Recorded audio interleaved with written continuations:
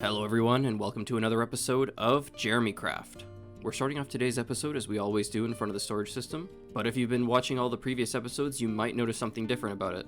This is something I mentioned I wanted to do right when we built this storage system that I just never got around to doing, which is adding some rustic weathering to the outside of the building. So I've gone around the whole thing and replaced some of the full blocks with stairs, and replaced a lot of the blocks with jungle wood, which in our texture pack has a very similar brown color, but a different texture. So this is jungle wood here, and this is spruce wood. And this sort of pattern of randomness has created a look that the barn has been repaired over and over and is sort of falling apart in places, which is what my original vision for this place was. So I'm very happy to finally have this done. But my work on the storage system is part of what I want to work on today. For a long time, this island has been a little bit barren, a little bit ugly, but I left it a little bit barren on purpose, specifically to make it easier to do certain projects like lighting up the island and flattening big areas like this. But now that most of our major structures are in place, the only one that's missing right now is the lighthouse. I think it's finally time for us to add some features that will make this island look much better. The main one is adding back all of the trees.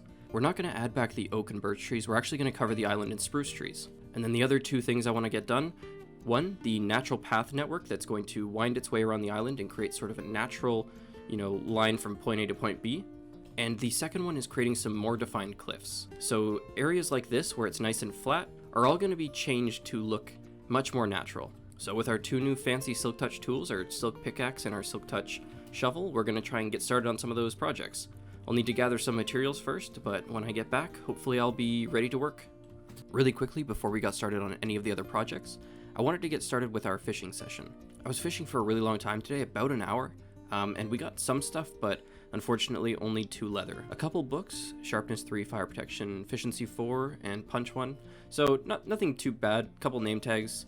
Nothing great though, unfortunately, still on the hunt for some more leather. We are up to a total of 7 at the moment, which is a little bit shy of what we need, which is 30. So, now you may be asking yourself, didn't you just say you were going to be spending a bunch of time working on beautifying your island with trees and natural cliffs and pathways? Why the heck are you down your mind? And to that I say, I promise we are working towards it.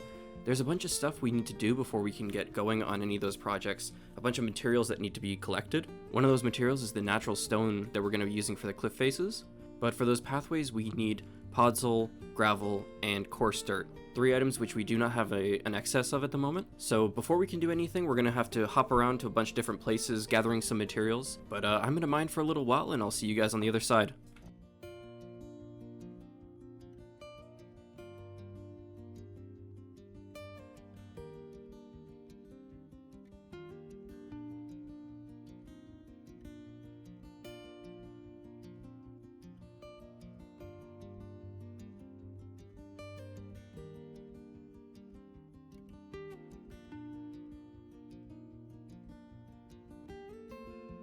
Alright, we just finished with our mining session. We were able to make pretty decent progress. We got 6 and a bit stacks of stone, which is what we were after. But we also got a couple other things which are nice. We got some coal and a little bit of iron, which is always good to have. But now it's time to go find a taiga biome so we can get some coarse dirt and some podzol. We're on our way over to the spruce forest right now, and look at what I just found. I'm speechless. I ran through here on the way to find pumpkins before. This is the route I took. But we're not that far away, and I must have run just like right past these things. I feel like I remember this lava flow in this mountain. I think I sort of skirted the corner as I was going around. That is so disappointing. I could have ended that trip so much faster. Guys, I'm losing my mind. I found 2 more pumpkins on the way. I mean, I know we're pretty far out now. I've been running for a while, but like, why is it so easy to find pumpkins when you don't want to? Like, I've got all the pumpkins I could use right now, and I'm having no issue finding them. Oh, this is so frustrating. Guys, I'm starting to think that this spruce forest is not the one we're looking for. I forgot it's not spruce. Oh, I just saw these kids and I thought that they were just people far away, and it really messed with my brain for a second there. I thought that this spruce forest was one that it was like a mega taiga where you've got podzol on the ground. I don't think that there are any podzol taiga biomes nearby, which is a little bit unfortunate. I'm running around this forest, I'm not seeing any podzol on the ground. This is not the right type. We need those 4x4 trees. Maybe I'll take a look in a minute to see if there's anything nearby, but it's a little disappointing. Oh my god. The game is messing with me at this point. There's 3.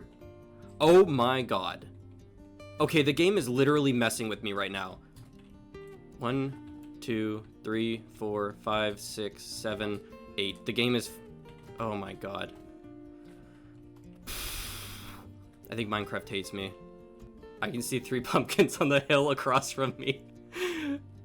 I'm so sad right now. And after all that time, we are finally here. After I realized the spruce forest was not a mega taiga, we had to come here because this is the only other place I know of to get podzol. Unfortunately, it doesn't look like there's also coarse dirt here, so we're gonna have to find some other way of getting coarse dirt. I don't know if there's a way to craft it. I'll look into that a little bit. I think there is. I think gravel and dirt make coarse dirt, so I'm gonna get to harvesting this. And I'll grab a little bit of bamboo while we're here, just so we can make some scaffolding in the future, because it'll make it a little bit easier for us to do tall builds. But I'm gonna get started on gathering all this stuff, and I'll meet you guys back at the base.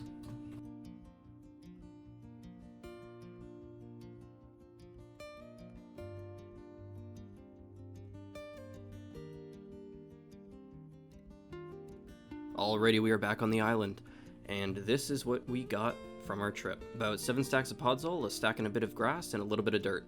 And this I cannot believe. We were out there for about the same amount of time as the trip where we looked for that pumpkin. We found 1 that time, and we found 24 this time, by accident.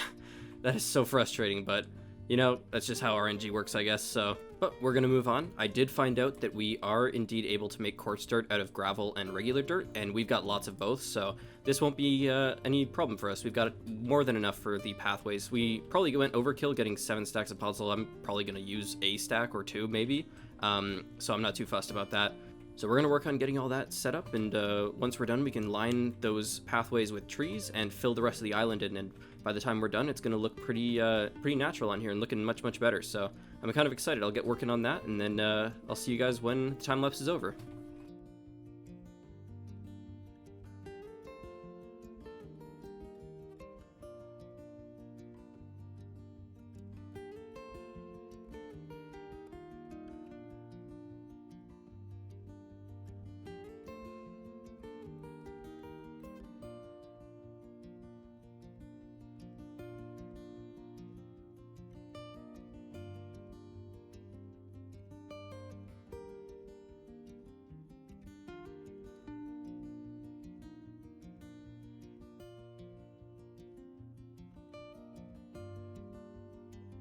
Alright, some good progress has been made. I was able to finish most of the pathways. The only parts that I've left are the staircases that haven't been created yet. I think once the trees are in place, the island's going to look much nicer, and I really want to get going on the cliffs, but I don't want to do that until I know where all the trees are and which areas I can see through the trees. But I'm going to work around the idea that this is all going to be one natural cliff anyway, so I kind of want to space the trees out so you can still have a view of this. But I'm going to get going on that, and I'll see you guys at the end of the next time lapse.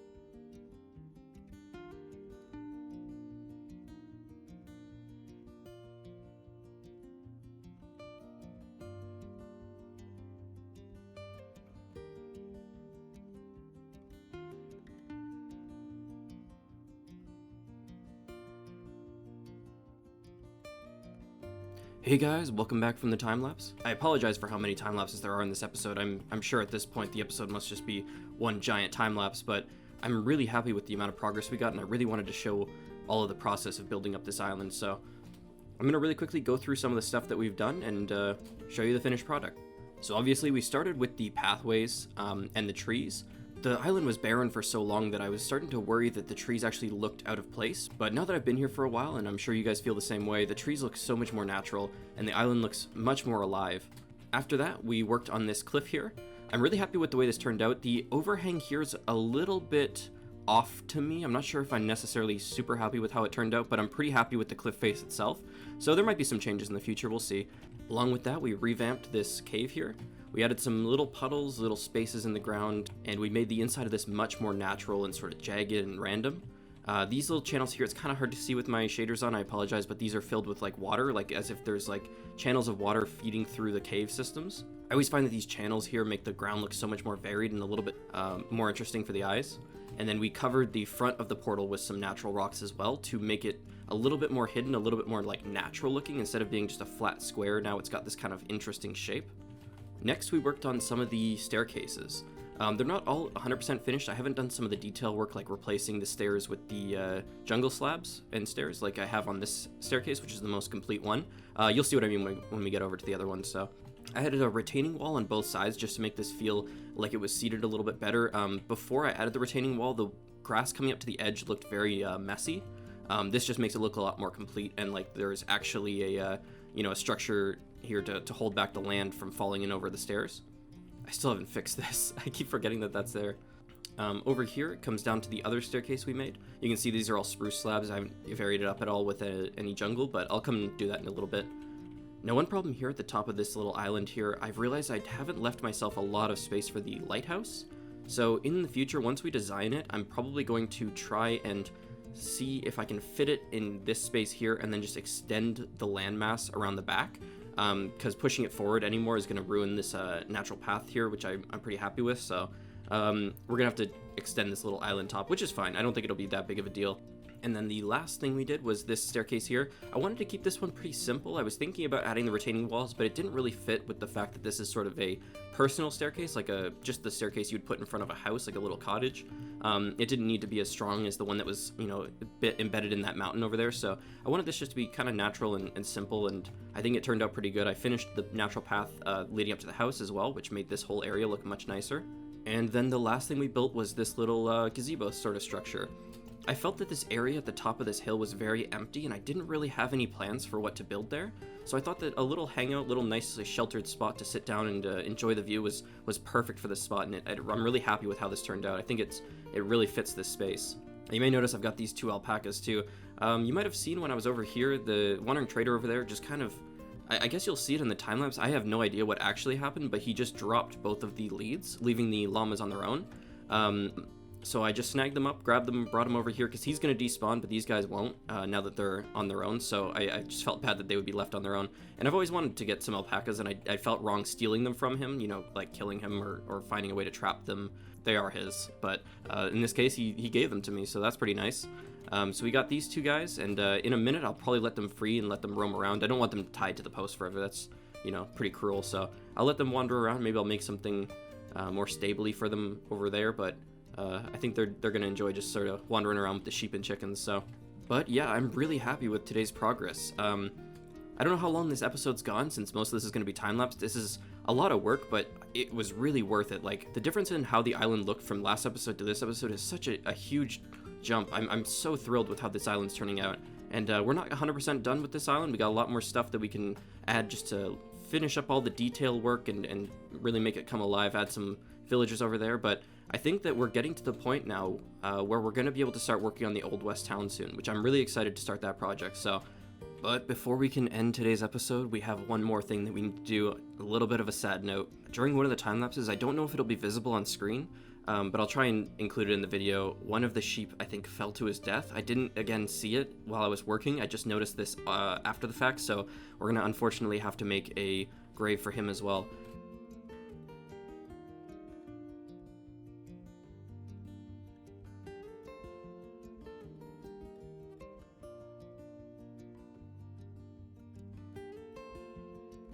I think at some point we're going to make a proper graveyard and very nice aesthetic place where these guys can rest, but that'll have to come in a future episode.